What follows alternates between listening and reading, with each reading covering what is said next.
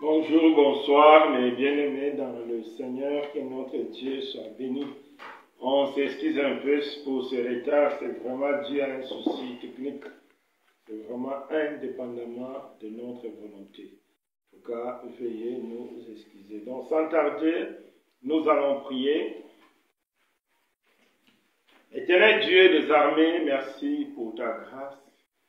Merci pour tes bienfaits. À travers ce moment, ô grand Dieu, nous voulons que tu nous parles.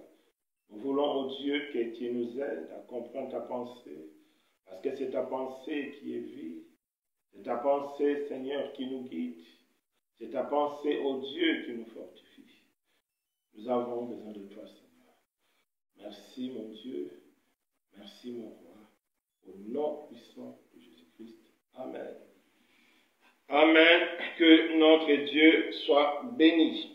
Donc, ce mardi, c'est le jour de notre étude biblique. Comme je répète toujours chaque mardi, le but de cette étude, c'est vraiment pour nous aider à connaître le Seigneur Jésus à travers de sa parole.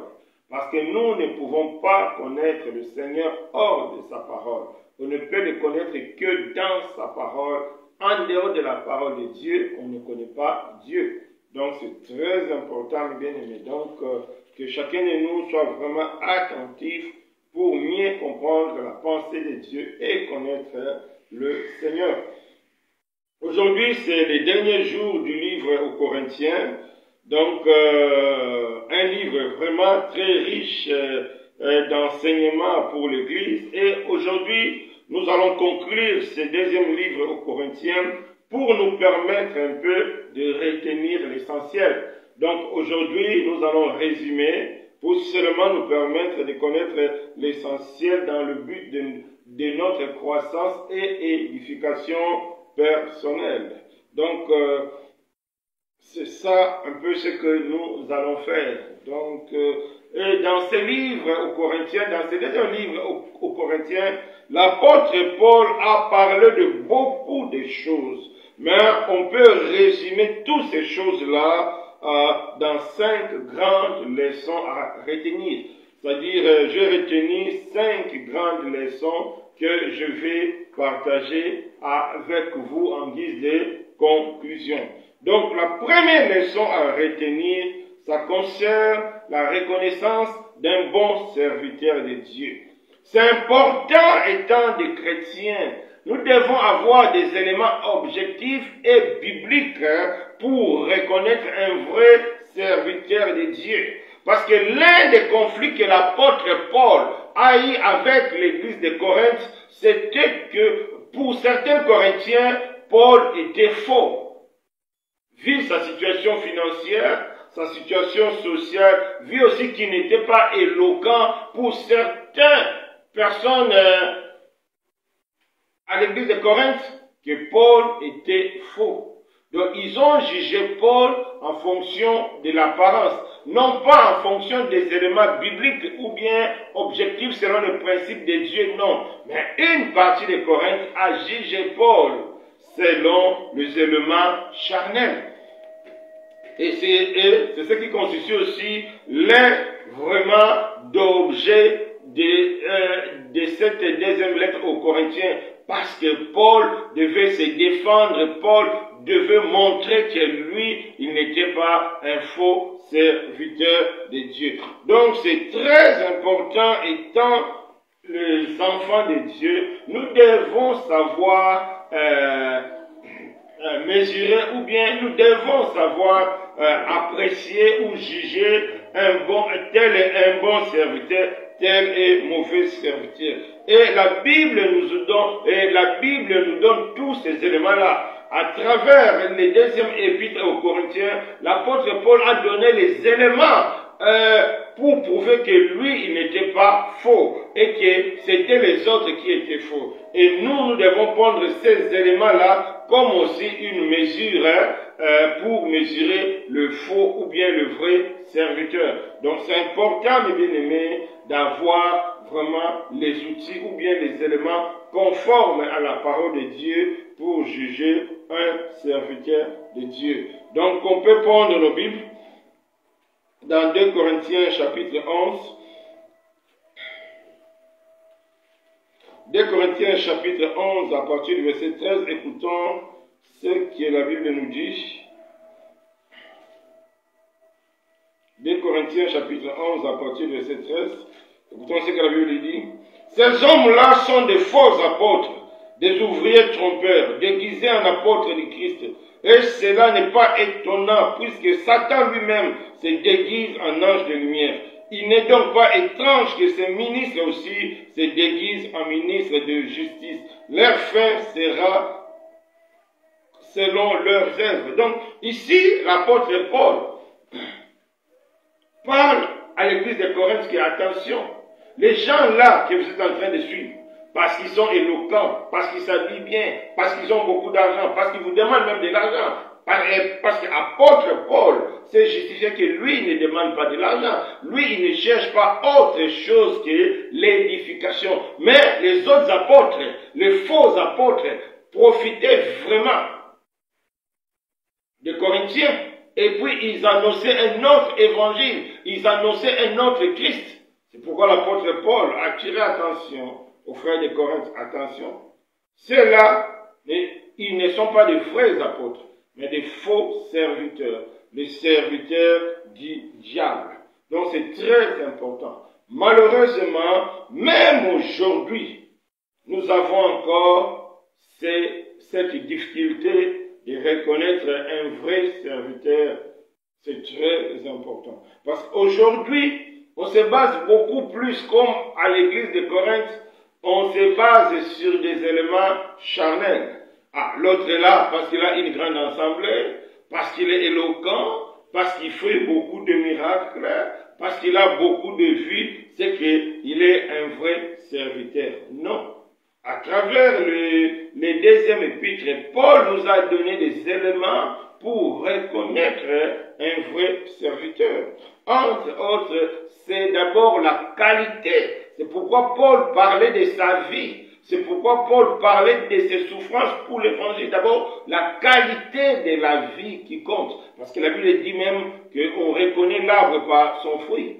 Donc, un bon arbre ne peut pas donner de mauvais fruits. Donc, un bon serviteur ne reconnaît que par ça. Donc, premièrement, par sa qualité et par la qualité de sa vie. Il faut que sa vie soit un exemple, un modèle. Il faut que sa vie soit vraiment à l'image du Christ. C'est important, mes bien-aimés. Deuxième élément, c'est la qualité des enseignements. Il faut que les enseignements soient vraiment fondés sur les Écritures. Il faut que les enseignements ne visent rien d'autre que nous ramener à la croix, nous ramener à être comme Christ. Si vous écoutez des enseignements qui ne vous ramènent pas à la croix, mais ces enseignements sont là pour vous rendre riche, pour vous rendre prospère, pour vous rendre puissant, dites-vous qu'attention, là, il y a quelque chose qui ne marche pas. Parce que le vrai serviteur a pour vocation de ramener le peuple de Dieu à la croix, parce que seul Jésus qui sauve, seule la foi en Jésus qui sauve. C'est très important. C'est pourquoi Paul a passé beaucoup de temps à se défendre, à parler à l'église de Corinthe pour leur montrer que non, moi je ne suis pas faux. Parce que voilà comment je me comporte. C'est très important. Donc aujourd'hui, nous devons faire très attention. Donc nous devons vraiment suivre les conseils de Paul pour détecter un vrai ou un faux serviteur. Comme par exemple, on va prendre nos Bibles dans le chapitre 6, 2 Corinthiens chapitre 6, à partir du verset 4, écoutons. Mais, on va commencer à partir du verset 3. Nous ne voulons pas scandaliser personne à quoi que ce soit, afin que le ministère ne soit pas un objet de blâme. Mais nous nous rendons recommandables à tous égards, comme serviteurs de Dieu, par beaucoup de patience dans la tribulation, dans les calamités, dans le détresse, sous les coups, dans les prisons, dans les séductions, dans le travaux, dans le veille, dans le jeûne, par la pureté par la connaissance, par la longanimité, par la bonté, par l'Esprit Saint, par un amour sincère, par la parole de vérité, par la puissance de Dieu, par les armes offensives et défensives de la justice. Au milieu de la gloire et de l'ignominie, au milieu de mauvaise et de la bonne réputation, étant regardé comme imposteur, quoique véridique. Donc, ici, Paul nous donne les éléments de reconnaître un vrai serviteur. Parce que lui, il était vrai. Les gens l'accusaient comme il était faux. Il y a même certains qui l'ont même injurié. C'est pourquoi Paul a écrit l'une des parties de cette deuxième épître vraiment pour se défendre. Montrer que non, moi Paul, je ne suis pas faux. Voilà comment je me comporte, voilà ma vie. Donc c'est très important. Donc pour reconnaître un vrai serviteur, c'est à partir de la qualité de sa vie. C'est très important. C'est pourquoi Paul dit que lui, il ne veut pas être un sujet de scandale. C'est très important. Donc un serviteur doit être un modèle. Un serviteur doit être vraiment une personne humble. Une personne qui ne cause pas de scandale. Une personne qui n'est pas une occasion de chute pour les autres. C'est très important et bien aimé. C'est ça la première leçon à tirer. Et étant des chrétiens, nous devons savoir juger le serviteur de Dieu pour connaître s'ils sont faux ou vrais. Alors ici, dans le chapitre et dans les deuxièmes lettres aux Corinthiens, l'apôtre Paul nous donne les éléments que lui-même il a utilisés pour se défendre. Et ces éléments-là doivent nous aider à connaître un vrai serviteur ou il est un faux serviteur. Et parmi les éléments, comme j'ai cité, il y a la qualité de la vie, la qualité des enseignements. Paul est parti encore plus loin qu'un vrai serviteur se glorifie des afflictions, se glorifie de la souffrance de Christ, de tout ce qu'il fait pour l'évangile, sans tenir compte de rien, ni chercher un gain matériel ou bien un gain sordide. Non, mais il fait tout pour la gloire de Dieu. C'est très important, bien aimé. Nous devons demander la sagesse de Dieu pour discerner qui est un vrai serviteur ou qui est un faux serviteur. C'est ça la première leçon qu'on peut retenir dans ces deuxième lettre aux Corinthiens. Et la deuxième leçon qu'on peut retenir dans ces deuxième lettre aux Corinthiens est que nous avons un Dieu de toute consolation. C'est très important. Nous vivons des temps difficiles. La souffrance est presque partout. Mais nous ne devons pas nous décourager. Comme Paul nous a dit à travers cette deuxième lettre aux Corinthiens, que nous avons un Dieu de toute consolation. Notre Dieu, c'est un Dieu de toute consolation. Il ne va jamais nous laisser. Il sera toujours à nos côtés. Quelles que soient les situations, quel que soit le moment difficile qu'on peut traverser, comme Paul a décrit, la prison, les complots, tout ça, les épreuves, notre Dieu sera toujours à nos côtés. C'est très important. Nous devons savoir que nous avons un Dieu de toute consolation. C'est comme la Bible nous dit, si on peut prendre nos Bibles, 1 Corinthiens chapitre 1, versets 3 à 5, on peut lire. 2 Corinthiens, chapitre 1, versets 3 à 5, on peut lire. Béni soit Dieu, le Père de notre Seigneur Jésus-Christ, le Père de miséricorde et le Dieu de toute consolation, qui nous console dans toutes nos afflictions. Donc, nous avons un Dieu de toute consolation. C'est important de retenir cela. Et quels que soient les moments difficiles que tu peux traverser, quelles que soient les complications que tu peux traverser, sois rassuré que ton Dieu, c'est un Dieu de consolation. Notre Dieu, c'est un Dieu de toute consolation. Il sera toujours à nos côtés pour nous consoler. Il sera toujours à nos côtés pour nous aider. C'est important, bien-aimé, dans le Seigneur. C'est parmi les éléments à retenir dans cette deuxième lettre aux Corinthiens, que nous avons un Dieu de toute consolation. Il est là, à tes côtés, quelles que soient les épreuves, quelles que soient les afflictions, les difficultés, le manquement, il est là. Il ne va jamais nous abandonner. Le Seigneur Jésus nous garantit, qu'est-ce qu'il a dit? Il sera avec nous jusqu'à la fin du monde, jusqu'à la fin du temps, jusqu'à la fin de ta vie. Dieu sera toujours à tes côtés. Le Seigneur Jésus sera toujours à tes côtés. C'est vraiment pour nous consoler, c'est vraiment pour nous dire que nous ne sommes pas seuls. Le Seigneur est avec nous. Donc l'une des leçons à tirer de ce deuxième épître, c'est ça. Donc nous avons un Dieu de toute consolation. Et la troisième leçon à tirer dans l'épître aux Corinthiens, deuxième lettre aux Corinthiens, c'est la notion du pardon. Ici, on voit dans ces épîtres, Paul parle du pardon.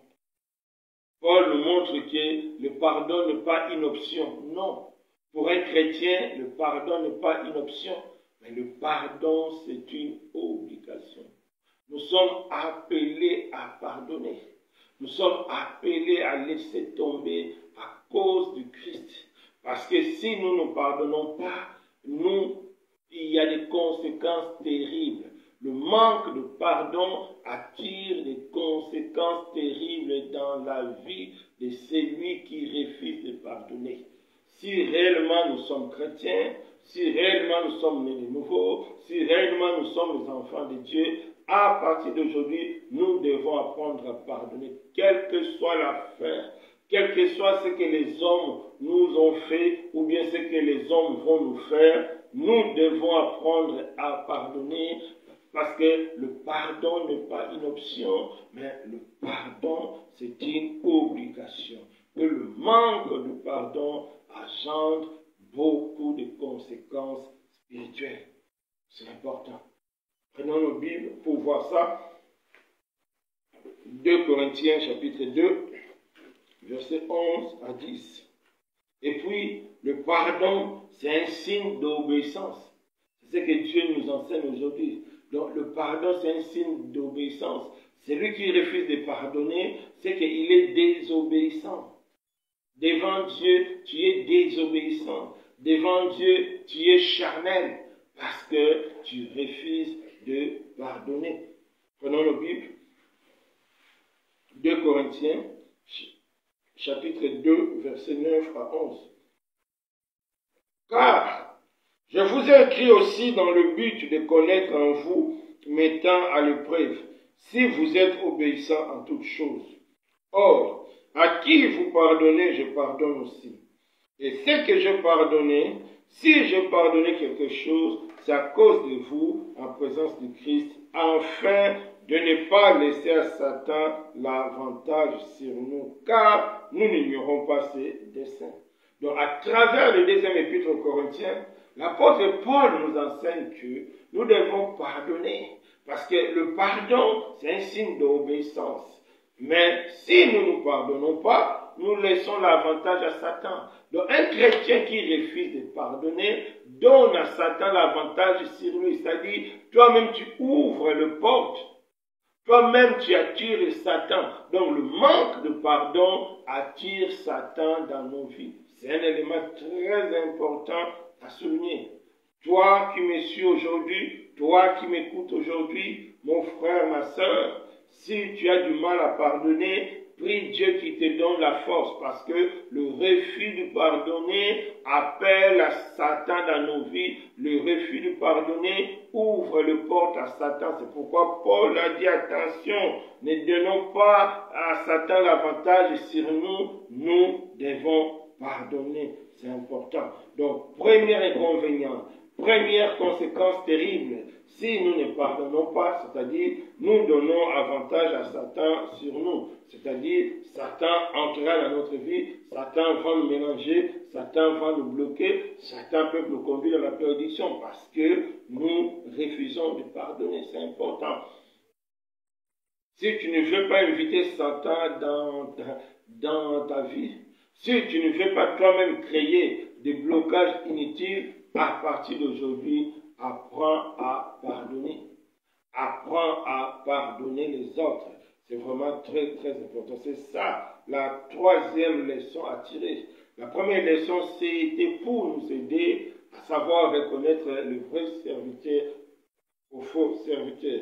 La deuxième leçon, c'était pour nous aider à comprendre que nous avons le Dieu de toute consolation. Et la troisième leçon, c'est la notion du pardon. Les deuxième épître aux Corinthiens nous parle du pardon, nous montre que si nous ne pardonnons pas, nous laissons avantage à Satan et nous n'ignorons pas ses desseins. C'est-à-dire, quand tu laisses l'avantage à Satan, Satan va te détruire, Satan va te renverser.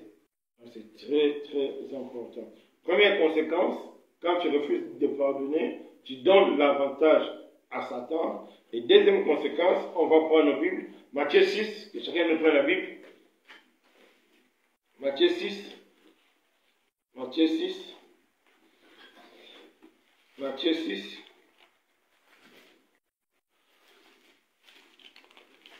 Matthieu 6, versets 14 à 15. Matthieu 6. Matthieu 6, versets 14 à 15. Matthieu 6, versets 14 à 15. À 15. Matthieu 6, versets 14 à 15. Donc, je vais lire. Si vous pardonnez aux hommes leurs offenses, votre Père céleste vous pardonnera aussi. Mais si vous ne pardonnez pas aux hommes, votre Père ne vous pardonnera pas non plus vos offenses. Ici, la parole de Dieu est claire. Donc, un chrétien qui refuse de pardonner, sachez-le que tu as mis fin à la grâce de Dieu dans ta vie. Le refus de pardonner met fin à la grâce de Dieu. Parce que la Bible dit, si tu refuses de pardonner, Dieu aussi ne te pardonnera pas.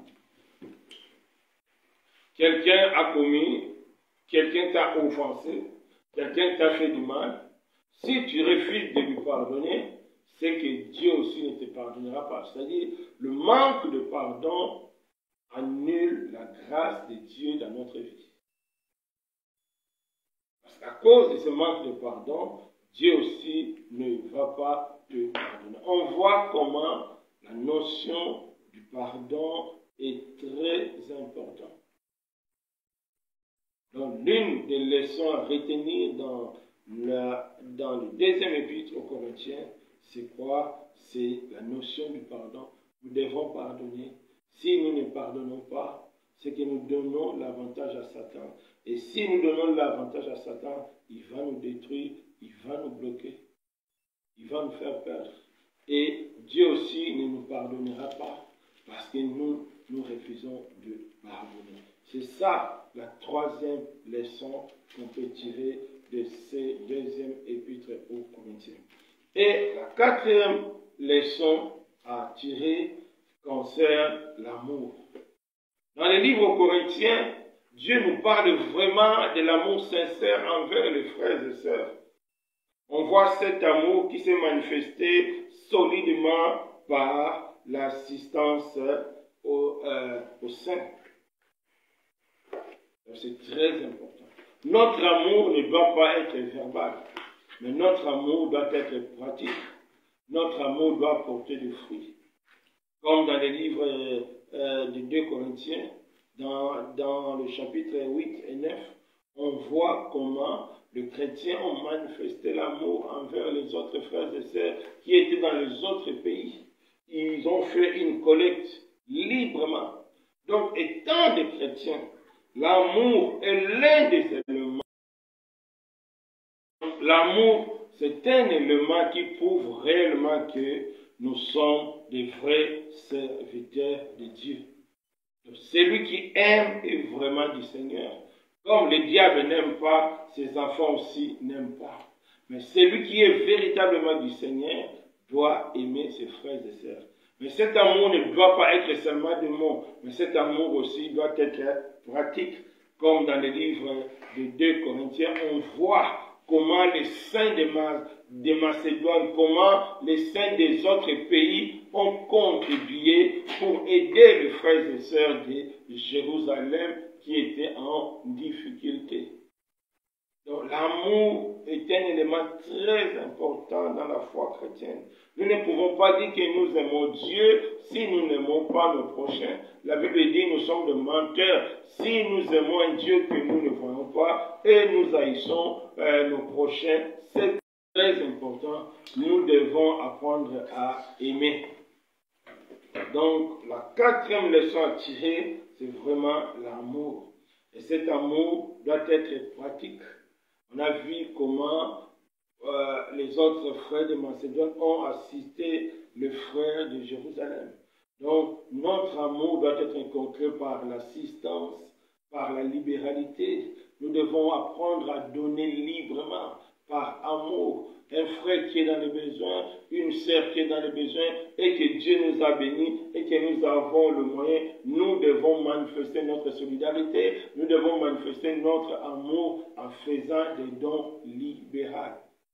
C'est très important, bien-aimés. La Bible nous dit même que c'est par l'amour que les autres reconnaîtront que nous sommes les vrais serviteurs de Dieu. Donc, la quatrième leçon à retenir dans ce livre aux Corinthiens, c'est l'amour. L'apôtre Paul nous a parlé de l'amour qui s'est manifesté à travers une collecte extraordinaire. Comment les frères se sont donnés pour aider ceux qui étaient dans le besoin. Là, on trouve ça dans 2 Corinthiens 8. C'est très important. Et comme dernière leçon à tirer dans ce chapitre, il y a le tribunal de Christ. C'est très important. On peut lire ça dans 2 Corinthiens 5, chapitre 10. 2 Corinthiens 5, chapitre 10.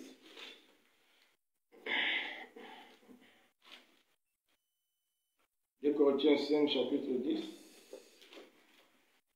On va lire. Car il nous faut tous comparaître devant le tribunal de Christ, afin que chacun reçoive selon le bien ou le mal qu'il aurait fait étant dans son corps. C'est très important. Donc, étant des chrétiens, nous devons savoir qu'un jour, nous allons nous retrouver devant le tribunal de Christ. C'est pourquoi Dieu nous invite toujours à faire du bien. Tout le bien que nous faisons au nom de Jésus, tout le bien que nous faisons par l'amour de Jésus, nous allons être récompensés au ciel. Il y a des couronnes pour les chrétiens, il y a des récompenses. Donc ne nous fatiguons pas à faire du bien, ne nous fatiguons pas à aider les autres, ne nous fatiguons pas à avoir un bon témoignage, parce qu'un jour nous allons récolter. C'est pourquoi la Bible nous dit d'investir au ciel. Comment investir au ciel? Par un bon témoignage. Comment investir au ciel? Par une vie des œuvres conformément à la volonté de Dieu. Ce n'est pas que nous sommes sauvés par les œuvres, non, mais seulement les œuvres qui prouvent que nous avons la foi. Et ces œuvres-là seront récompensées au ciel. Le Seigneur va nous récompenser. Donc c'est très important, mes bien-aimés, de savoir qu'un jour nous allons tous comparaître devant le tribunal de Christ. Donc, si c'est éteint, nous devons marcher avec crainte pour recevoir de récompenses. Donc, mes bien-aimés, c'est ça un peu le résumé que je peux faire de ce livre de Corinthe. Donc, premier élément, nous avons vu la reconnaissance d'un vrai serviteur parce que Paul a été vraiment malmené à travers certaines personnes de l'église de Corinthe. Donc, les gens ont vraiment douté de son ministère. C'est pourquoi Paul s'est beaucoup défendu dans ce livre-là pour prouver qu'il était vrai et il n'était pas faux. Il nous a donné des éléments comment on peut reconnaître un vrai serviteur. Et la deuxième leçon à tirer nous avons tous compris que nous avons un Dieu de toute consolation. Donc, quel que soit ce que nous pouvons traverser, notre Dieu sera toujours à nos côtés. Et la troisième leçon à tirer, c'était le pardon. Nous devons apprendre à pardonner parce que la Bible nous dit, si nous ne pardonnons pas, Dieu aussi ne va pas nous pardonner. Si nous ne pardonnons pas, nous donnons à Satan l'avantage sur nous. Et la quatrième leçon à tirer, c'était l'amour. À travers les deuxième livre aux Corinthiens, on a vu comment les chrétiens ont manifesté l'amour à travers une collecte spéciale pour assister le Saint de Jérusalem. Notre amour ne doit pas être stérile, mais notre amour doit se manifester par les actes concrets. Et comme dernière leçon à retenir, c'est le tribunal du Christ, c'est très important.